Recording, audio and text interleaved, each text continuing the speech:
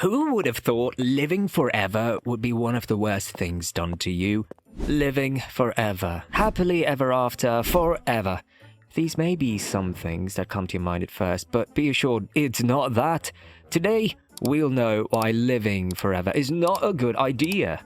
The villain problem. Nobody ever mentions the bad sides of immortality. Why don't people do random crazy things all the time?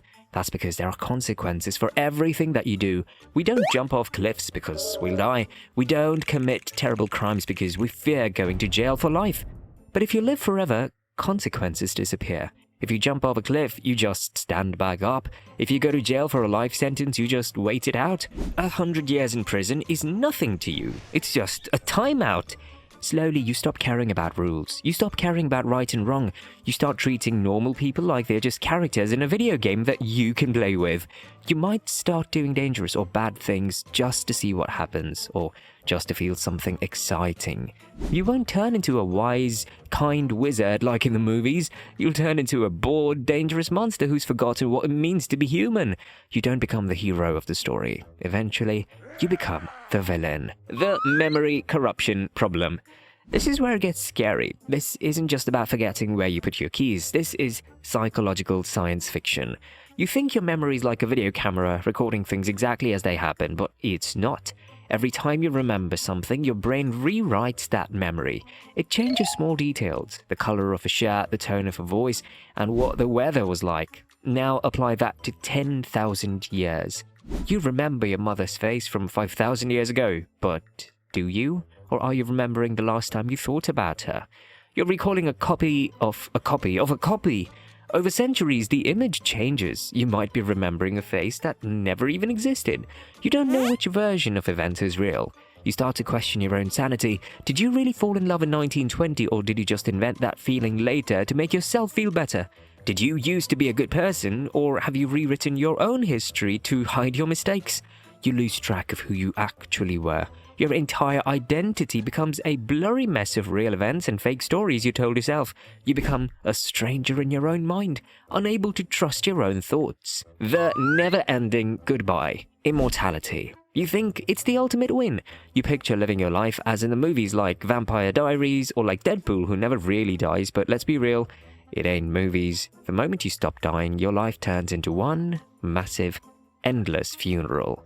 Think about the first 100 years. You meet someone, you fall in love, and you watch them get wrinkles, slow down, and then stop breathing. You mourn, then you look at your children. They grow up faster than the speed limit sign. They have their own kids, and then they all disappear. You repeat the cycle. You make new friends, you build new families, and you're the only one who never moves, watching every single person you ever loved just fade out. This isn't just one sad weekend. This is the next 5,000 years of your life. Soon, you'd just give up. Why would you care deeply about someone who only has a small 80-year timer left? You would become cold inside just watching the world trade in its old humans for new ones. The skill decay problem. You think living forever means you would eventually become a master of everything. You imagine yourself being the smartest person in the room because you have had centuries to practice. But the reality is much more annoying. It's called skill decay. Imagine you spend 50 years mastering the art of making swords. You are the best in the world. You're a legend. Then someone invents a gun. Suddenly, your 50 years of hard work are totally useless. You're not a master anymore, you're just a guy with a sharp piece of metal that nobody wants. So you decide to adapt. You spend the next 40 years learning how to fix steam engines. You become an expert. Then the world switches to gas engines. Once again, you're a beginner. This happens over and over. You master typing on a typewriter, then computers arrive. You learn to code in one language, then it changes. You spend eternity constantly feeling stupid. You're always playing catch-up with teenagers who learn the new stuff faster than you. You don't become a genius, you become a walking encyclopedia of useless junk. You know how to fix things that don't exist, speak languages nobody uses, and follow laws that were erased centuries ago. You're always the new guy starting from zero, forever feeling like you just missed the bus. If you're having fun, drop a like and subscribe. The evolution trap. Here is a problem nobody thinks about. You stay the same.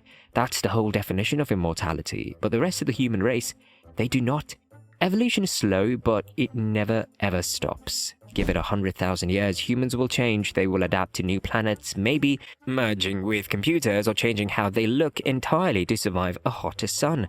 You, however, are a frozen picture of a human from the year 2025. As the thousands of years roll by, you become a relic.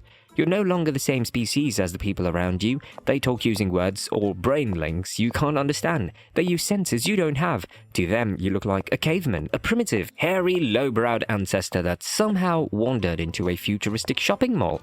You become totally alone, not just socially but biologically. You can't have a family with a new population because your DNA is too old and different. You can't digest your food because your stomach is ancient. You end up as a curiosity. You might end up in a zoo, the lost Homo sapiens, stared at by advanced beings who look at you with a mix of pity and disgust. You aren't a god among men. You're a living fossil that doesn't die. Boredom! They say having something new to learn is what keeps us alive. For someone who lives forever, curiosity is a ticking time bomb of complete boredom. You will see every new toy invented, every piece of art created, and every type of music ever made. You will learn every language and every single great idea. Once you've seen everything the human race can invent, what's left? You watch the same things happen over and over again. Arguments, peace, money booms, money busts, terrible clothes, cool clothes, and then terrible clothes again. The feeling of something being new is gone. You're just sitting there waiting for the universe to invent something truly surprising for you to care about. The probability trap. Here is a scary math problem nobody talks about. It's called the probability trap. If you live a normal life of 80 years, the chances of you getting buried alive, stuck in a sunken ship, or trapped under a collapsed building are basically zero. You're safe. But if you live forever, the laws of math change. Given an infinite amount of time, the chance of something terrible happening doesn't stay low. It climbs to 100%. It becomes a statistical guarantee. Everything that can happen to you will happen to you eventually.